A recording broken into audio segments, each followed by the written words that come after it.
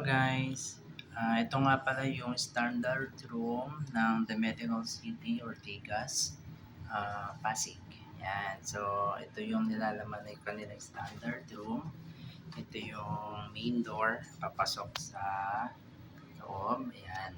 Ito yung main door.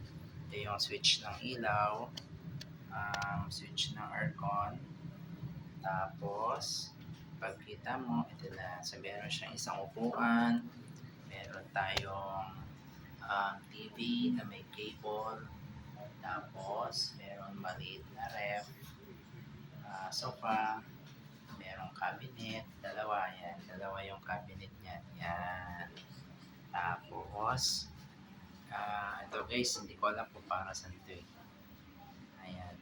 Basta ginagamit. Ayun, alam ko yung isa pang baby yan. So, ito yung unan nila, malinis. As in, bago yan, nagulok na talaga yan.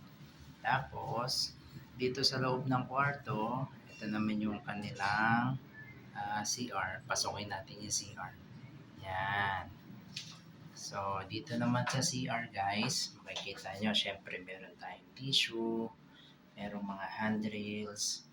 Ito yung kanilang bowl. Flush natin. Tapos,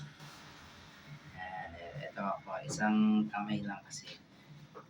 Ito yung kanilang water dito. Meron yung hot and cold, gumagana yan. Tapos, meron ding shower. Yan. Siyempre yung shower, hot and cold din yan, gumagana yan.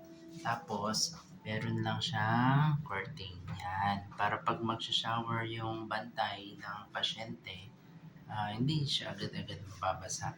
So, tapos, ganito siya pag sinara yung comfort room. Yan. So, ito yung kabuuan ng kwarto. So, yun muna guys. Yung salamin.